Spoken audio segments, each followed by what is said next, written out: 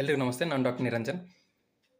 ಈ ಒಂದು video most common clinical condition, ಆದರೆ ಭಾಳ ರೇರ್ಲಿ ಒಂದು ಡಯಾಗ್ನೋಸ್ ಆಗುವಂಥ ಕಾಯಿಲೆ ಬಗ್ಗೆ ಮಾತಾಡ್ತೀನಿ.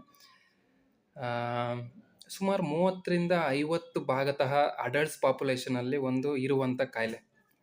ಭಾಳಷ್ಟು ಮಂದಿ ಸೈಲೆಂಟಲ್ಲಿ ಸಫರ್ ಆಗುವಂಥ ಒಂದು ಕಾಯಿಲೆ. ಯಾರಿಗೂ ಹೇಳ್ಕೊಳ್ಳಲಾರದೆ ತನ್ನನ್ನು ತಾನೇ ಕೊರಗುವಂತಹ ಒಂದು ನಾಜೂಕಾದ ಒಂದು ಕಾಯಿಲೆ ಬಗ್ಗೆ ಈ ಒಂದು video.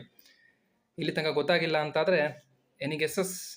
S, it's about sexual disorders.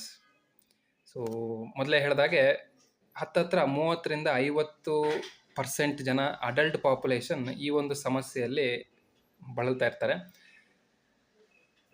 ಮೇಲ್ಸಲ್ಲಿ ಬಂದ್ಬಿಟ್ಟು ಎರೆಕ್ಟೈಲ್ ಡಿಸ್ಫಂಕ್ಷನ್ ಆಗಿರ್ಬೋದು, ಪ್ರೀಮೆಚೂರ್ ಎಜಾಕ್ಯುಲೇಷನ್ ಆಗಿರ್ಬೋದು, ಲೋ ಲಿಬಿಡೋ ಅಂತ ಆಗಿರ್ಬೋದು, ಈ ಥರ ಸುಮಾರು ಡಯಾಗ್ನೋಸಿಸ್. ಫೀಮೇಲ್ಸಲ್ಲಿ ಆಗಿದ್ದರೆ ಹೈಪೋ ಆ್ಯಕ್ಟಿವ್ ಸೆಕ್ಷುವಲ್ ಡಿಸಾರ್ಡರ್ಸ್ ಆಗಿರ್ಬೋದು, ಪೈನ್ಫುಲ್ ಪೆನೆಟ್ರೇಷನ್ಸ್ ಆಗಿರ್ಬೋದು, ಲೋ ಸೆಕ್ಷುವಲ್ ಡಿಸೈರ್ಸ್ ಆಗಿರ್ಬೋದು ಅಂಥದ್ದು.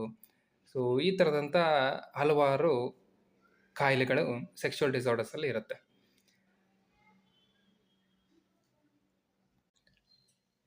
ಈ ಒಂದು clinical condition sexual disorders age ಆಗ್ತಾ ಯೂಶಲಿ ಜಾಸ್ತಿ ಆಗ್ತಾ ಬರುತ್ತೆ.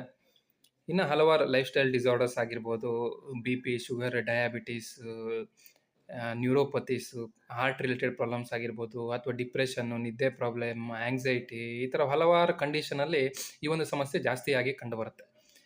ಖಂಡಿತವಾಗಲೂ ಇದನ್ನು ಡಯಾಗ್ನೋಸ್ ಮಾಡಿದರೆ ಎಫೆಕ್ಟಿವ್ ಆಗಿ ಟ್ರೀಟ್ಮೆಂಟ್ ಆಪ್ಷನ್ಸ್ ಅವೈಲೇಬಲ್ ಇದೆ ಅನ್ನೋ ಒಂದು ಇನ್ಫಾರ್ಮೇಷನ್ನ ಸ್ಪ್ರೆಡ್ ಮಾಡೋದಕ್ಕೋಸ್ಕರ ಈ ಒಂದು ವಿಡಿಯೋ.